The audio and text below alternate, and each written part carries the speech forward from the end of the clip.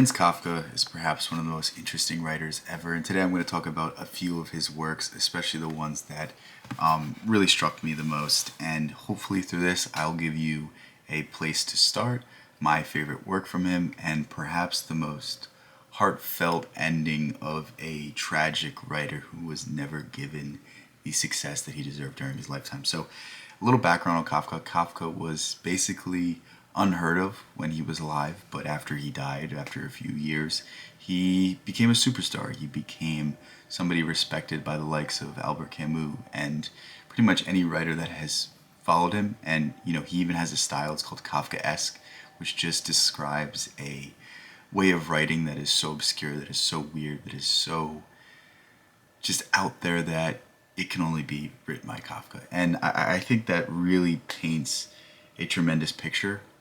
Kafka was somebody that grew up sickly as a boy, that didn't live up to his father's expectations. You can see this in a lot of his writing, and really in the end of his life he died happy, but that's something we'll save to the end. So the first thing I want to talk about, because Kafka is difficult to talk about, I'm going to use his works to kind of exemplify some of his main ideas.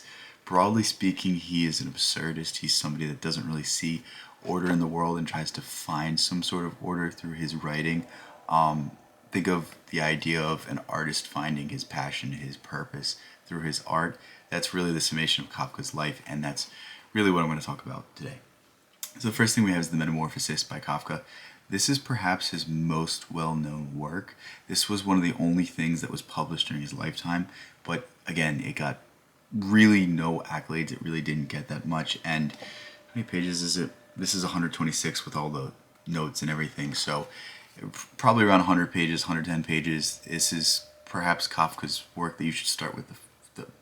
Start with at first. I don't know why I'm stuttering, but this is really his seminal work. I would say if you have read Kafka, you have read The Metamorphosis, and basically it's about a traveling salesman that turns into a human beetle hybrid and how his family adapts to him. And it's very interesting because it could be taken as a tale of Lovecraftian kind of sensibilities, or it could be taken as a scathing comment on what happens when we're no longer useful to people. Do people love us, or what we can do for them? And it's a very interesting work, and you could read it either way, and it has certainly some hilarious moments and very weird moments, but overall you're reading this and you're like, this is something that I don't know what to do with. And while you're reading Kafka's stories, just keep in mind that, there was this very famous story that Kafka's neighbors were kept up late at night because somebody was maniacally laughing while writing these stories at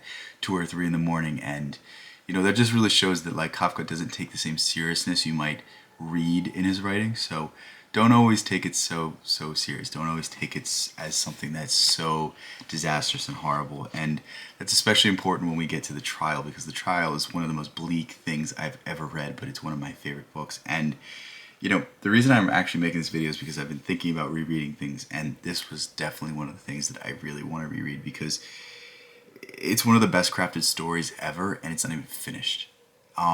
There's sections of this that are kind of spliced all throughout. There's parts of this that were basically lost to the sands of time. Kafka himself told his best friend, I think it's, where does it say it? I think it's Max Planck, but Max Planck, basically he put this in a drawer and he told his friend to destroy it, and he never touched it again. And when he took it out, he was like, all right, I gotta publish this. And that's really the story of how Kafka became Kafka.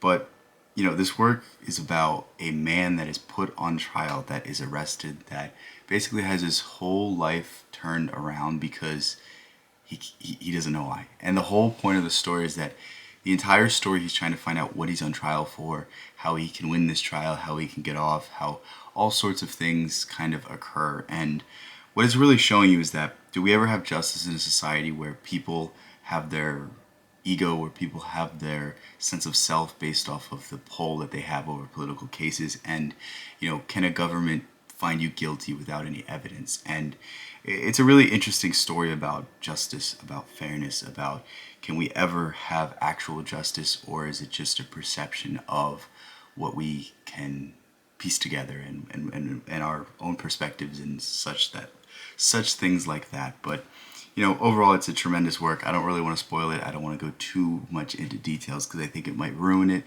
I really want you to pick up this book for yourself. It's my favorite work by Kafka. It's definitely his best novel.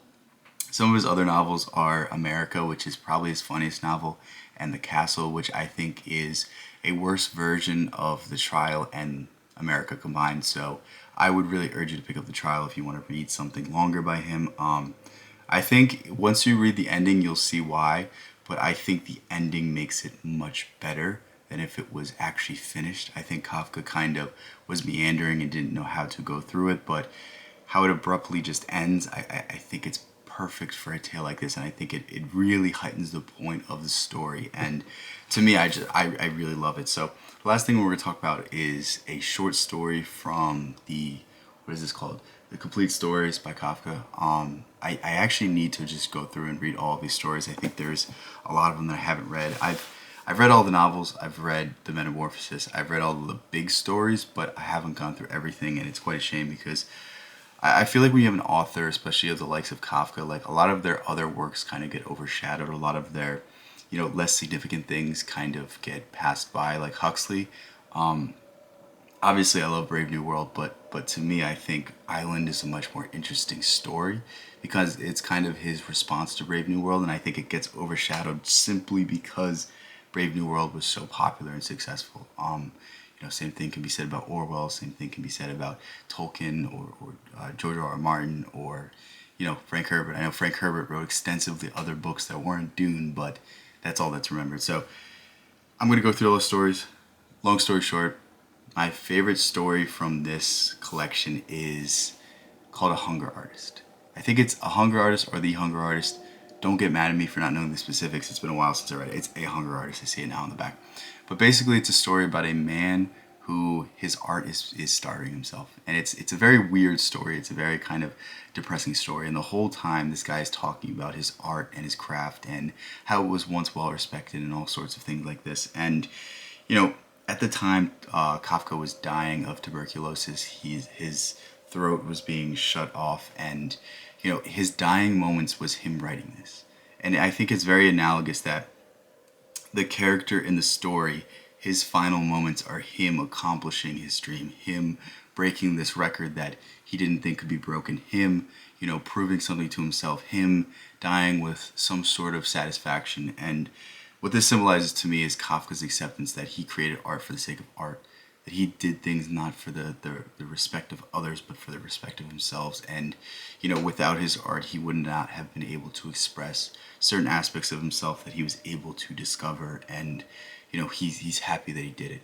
He feels the satisfaction. And to me, I think it's a great end for a unrecognized genius. And I think there's something very poetic about such a great writer understanding that he was a great writer without anyone having to tell him so. That he just knew it, that he just had that acceptance. And who knows, maybe if he wasn't so sickly, who knows, maybe if his father wasn't so hard on him as a child, maybe he would have gotten the success he needed. Maybe he would have, in some way found the recognition. But to me, it's very, very similar to Nietzsche in the fact that they kind of weren't recognized while they were alive, but soon after they died, they both sprung up to stardom, and one person kind of accepted this fact and another kind of couldn't cope with it. And, just I want you to understand, be like Kafka, don't be like Nietzsche.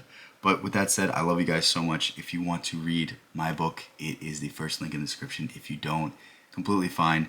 I would much rather you would read Kafka because he is one of my favorites. I really need to go back and reread it. I really need to go back and reread some of the shorter stories. And yeah, let me know what you think. Let me know if you like Kafka. I love Kafka. He is one of my favorite authors, one of the greatest authors of all time. And I think there's just something about his writings that is able to capture the weirdness and the more darker natures of this world and kind of have fun with it. And I think that's something that we need, especially today, to be able to laugh at ourselves, to be able to smile in spite of the abyss and kind of just take things one day at a time. But yeah, with that said, I love you guys so much. Thank you guys for all the support recently. It has been crazy. I don't know what else to say aside from that. And yeah, peace out.